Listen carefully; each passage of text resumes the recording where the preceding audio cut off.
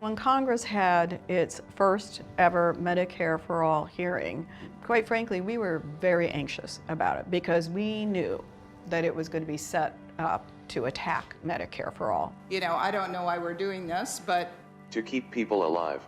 So when we heard that Ady was going to be testifying, we knew that he was one of us. We take care of patients, and to have a patient take care of us and be with us in this fight was just so special.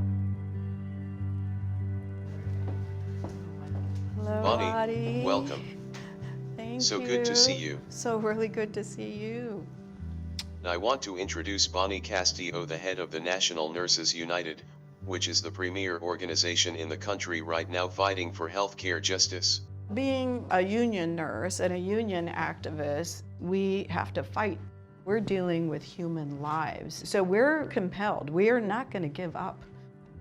To tell you the truth, I didn't think I would be a nurse, but what inspired me was I was working actually in a free health clinic. When I went into the intensive care unit, I did a rotation there, and it is really sacred ground to be with people at their most vulnerable moments in their lives. And it was very clear that's, why I became a nurse. Now, what made me become a union nurse was having a profit-driven employer getting in the way of what my patients needed and what I was trained to deliver. So that inspired a profound level of hatred in me in terms of, I'm gonna fight you because I'm not gonna let you get in between me and what my patient needs. I am really appreciative for your kind words. I am just grateful to be in the struggle with you. This project would not have been possible without the nurses and Bonnie, so Bonnie and I are just going to take a few minutes to roll through some of my favorite moments with some of the candidates. I loved talking sports with Senator Sanders, especially when he was impressed with my speed in the 400 meters. I ran the 400. How fast were you? Not great. 53 seconds. 53 seconds, that's pretty good. That's, for people who don't know it, that's pretty good. I ran mostly the mile and cross country, a little bit half mile, occasionally a quarter mile. But athletics was a very important part of my life. And it was sweet that Senator Warren insisted that I call her Elizabeth. Well, I will do my best, but what's with Senator Warren? We've been Ady and Elizabeth for a long, long time. We saw some candidates, like Senator Harris, really respond and open up about their personal experiences. And I looked at my sister, I said, what is going on? And my mother walked to the table and she took our hands and she said she'd been diagnosed with colon cancer.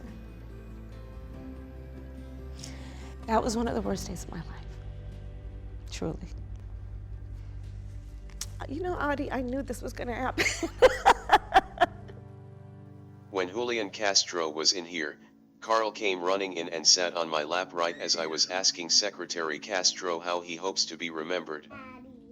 Those moments helped ground the more human moments, which this series had a lot of too. That was so important that you were able to get them off script. It's clear that they're always rehearsing their talking points, and their talking points are often, they're designed to obscure and not get down to the real issues that people are facing, the real pain that people are experiencing in their everyday lives that we see as nurses. I agree.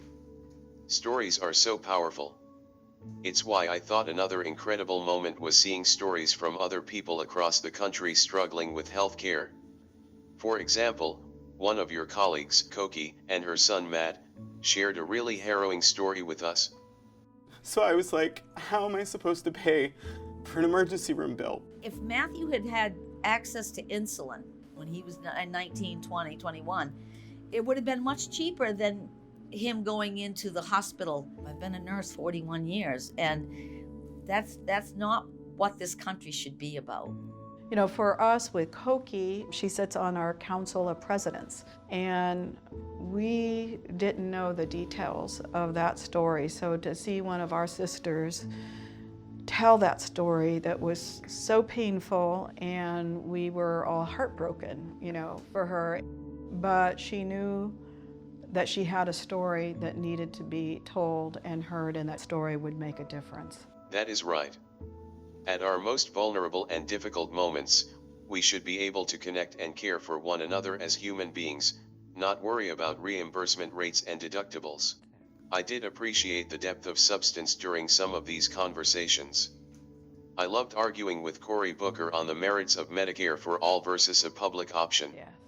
As president, will you push to expeditiously replace the private health insurance model with a single-payer model, or will you push for a more limited expansion? I think that if you ask anybody, and they're going to be intellectually honest with you, that if we were designing the perfect system in America, it would be a single-payer system. But this is where I want to be candid.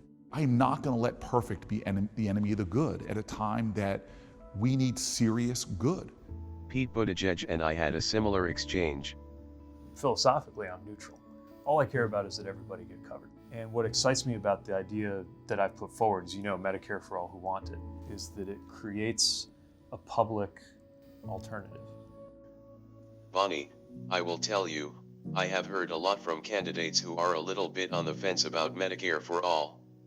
Some of them are worried about the transition, others are worried about the cost, others still are worried about people feeling like we're taking away their health insurance. You have spent much of your career as a nurse healing people, not as a politician. So I want to ask you, why do nurses believe so deeply in Medicare for all as the cure for our ailing healthcare system? For us, we work every day in this profit-driven system, and we see how dangerous and cruel it is and what they will do, all in the name of profit. And we will never be complicit in a system that results in the denial of care to anyone, and that's what this system does. By unionizing, by winning structural protections in our contracts from every form of harassment, by gaining parity, we're fighting that system that is actually fighting and resisting Medicare for all. That gives me a lot of hope. But I have to tell you, there were some really tough moments for me too, as we went through the process of making these videos. I had a really intense month in September, in the hospital for 2 weeks getting my tracheostomy and recovering from it. When we started the series, we were hoping to interview the entire field of presidential candidates. Every single Democrat, except for Vice President Biden, accepted my invitation. But I did not anticipate needing the tracheostomy quite so soon, and for each of these interviews to get harder, even over the span of a few short months. So in consultation with my family and my doctors, we've decided not to do any more candidate interviews for the series, and I wish Vice President Biden had accepted my invitation. If he changes his mind, I will make the effort to sit down with him. It's so important to be willing to have tough conversations, even with those you might disagree with. That's so important. It's his loss. And I'm really grateful that you prioritized your health needs first. As an activist, it's important, and we often put what we need behind the movement. And I know what that trach is doing for you in the ventilator, and that was the right decision. Thanks, Bonnie. I'm really proud to have partnered with the nurses to produce the series, and what we've already achieved. We need people to get involved, become a part of this movement for healthcare justice, and demand real leadership from our elected officials. Thank you everyone for tuning in to Uncovered Healthcare Conversations with me, Ady Barkan. You give me hope for our future.